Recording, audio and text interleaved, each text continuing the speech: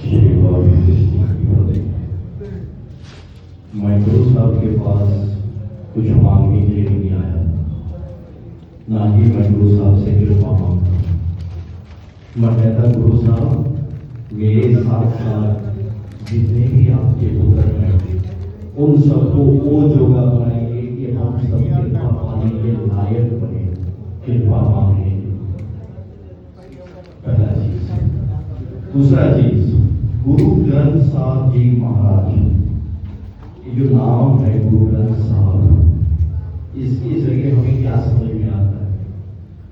गुरु ग्रंथ साहब महाराज जी 3.5 में जगत गुरु आज श्री गुरु ग्रंथ साहब जी महाराज, दसम श्री गुरु ग्रंथ साहब जी महाराज, इस सर्वगुरु श्री गुरु ग्रंथ साहब जी महाराज, 3.5 गुरु साहब, ये तीवाने एक जोत है, अकाल नानक जोत।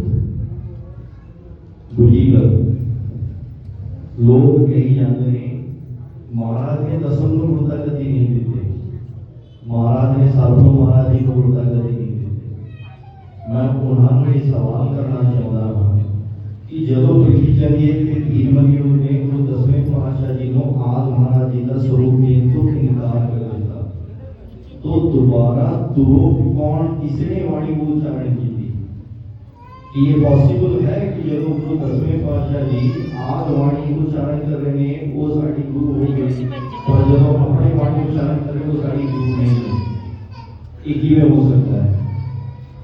जो लोग आज वाणी को भी मानते हैं उन्होंने एक तो पूरी गौर करनी चाहिए है, वाणी गुरु गुरु है वाणी, इन्हें नहीं लिखा 10वें पातशाह जी को छड़ के गुरु 10.5 ने, या तो फिर गुरु 10वें पातशाह की साड़ी गुरु नहीं है, जेकर उन्होंने वाणी साड़ी गुरु दुआ में कोई को होगा, या तो गुरु साहब साड़ी गुरु नहीं, या तो उन्होंने वाणी साड़ी गुरु। क्यों? वाणी गुरु गुरु है वाणी, इस चीज पर गौर रखो। फिर एक स्टेप आगे चल के दसम महाराज जी ने महत्तम की है।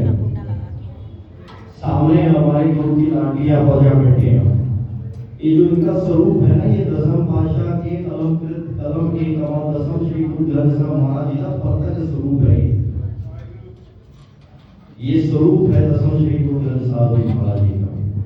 और जिस मर्यादा में ये लोग रहते हैं, जो इनका रहन सहन होता है, उसका प्रत्यक्ष प्रमाण है सार्वभौम श्री गुरु ग्रंथ साहब जी महाराज।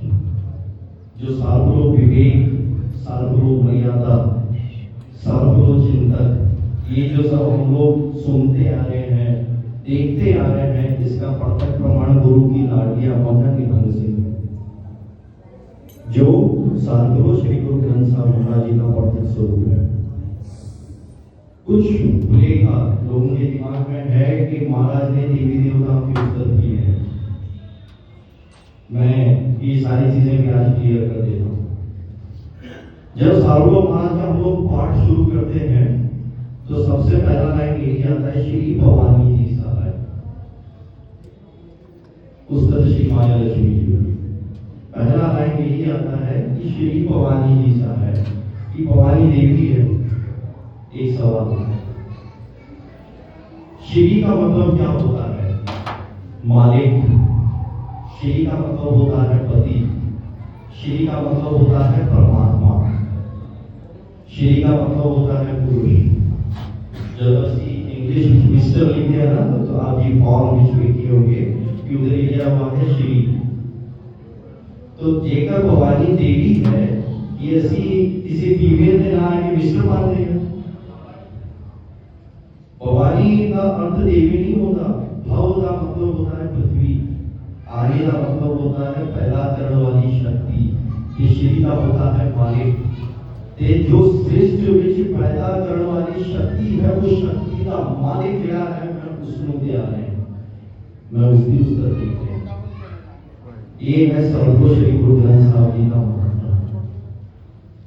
हम तटस्थ साहब पे हो 3 तत्वों पे हमें ये नजर आता है, क्योंकि हमारा परिवार दमदमा साहब नहीं है। हमारा परिवार है तो हम तक छोटा 96 करोड़ परिवार है। हमारा परिवार है तो दमदमा साहब नहीं है।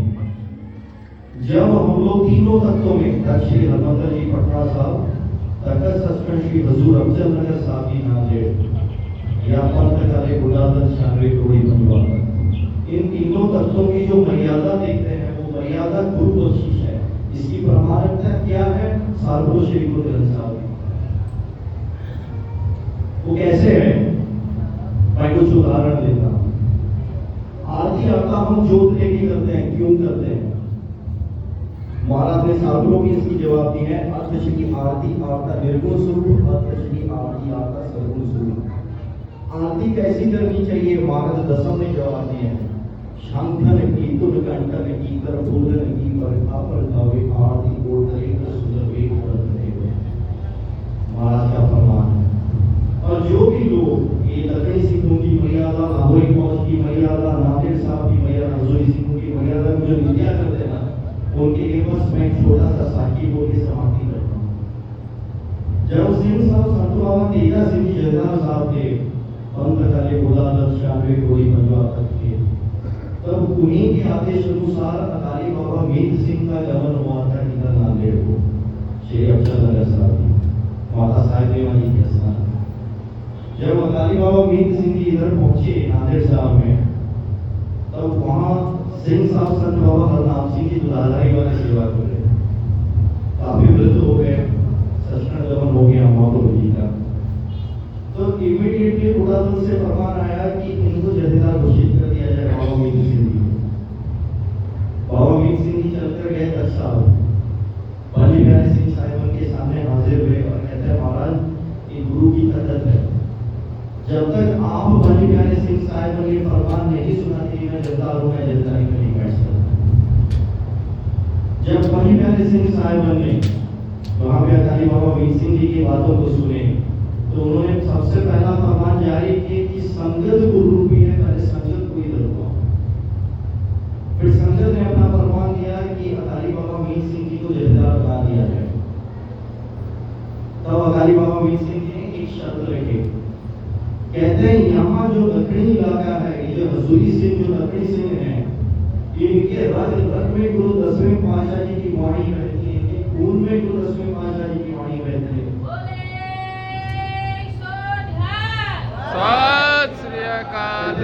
मैं सेवा नहीं करूंगा, जेकर संगत मेरे ना सेवा करेगी ताही मैं जथेदारी सामने नहीं करना, जथेदार नहीं होना। एक है महात्मा हजूरी सिंह ने, और हजूरी सिंह हो, दक्षिणी सिंह हो या हमारे निहंग सिंह हो, ये कोई आम सिख नहीं है जिनको हम रास्ते चलते किसी को शेरगानी कर दिया, किसी के मर्यादा वाले कुछ लोग भी बोल बोलते। एक चीज याद रखिए शास्त्री जी, जहाँ पे गुरु 10वें पातशाह जी सचखंड में बैठे हैं ना, 10 लाख शहीद सिंह महाराज को घेर कर बैठा दे रहे हैं। कोई भी अगर उनके करीबी सिंह, उनकी लाठी फौज या उनके हजूरी सिंह को तंग करता है ना, तो महाराज गुरु तो मान भी होती है, गुरु हमेशा क्षमा बख्श लेता है, पर शहीद सिंह गुरु नहीं क्षमा। ये चीज याद रखनी। यहाँ लाइव चल रहा है, मैं यहाँ दक्षिणी रीजन के बाहर लोगों तक एक संदेश पहुंचा देता हूँ कि आज शहीद सिंहों के स्थान पर खड़े होकर मैं ये बोलकर जा रहा हूँ कि आज के बाद मर्यादा के विरुद्ध, पुरातन मर्यादा के विरुद्ध या गुरु 10वें पातशाह जी के कलम कृत के ऊपर में हिंदू बंद करना बंद कर दे, नहीं तो यहाँ बहुत बुरा हो जाएगा। दूसरा बात है महाराज की साहित्य, महाराज का कलम, महाराज की शख्सियत किसी भी दूसरे शख्सियत या किसी भी दूसरे ग्रंथ के साथ तुलना नहीं किया जा सकता। वो सबसे बड़ी बेदबी है। मैंने देखा है कई बार लोग कह देते हैं, मैं कुछ दिन पहले ही किताब पढ़ी थी जिसमें लिखा हुआ था कि गुरु 9वें पातशाह जी जीसस क्राइस्ट में जब माता रानी की मदर में ये बेदबी ना किया करो।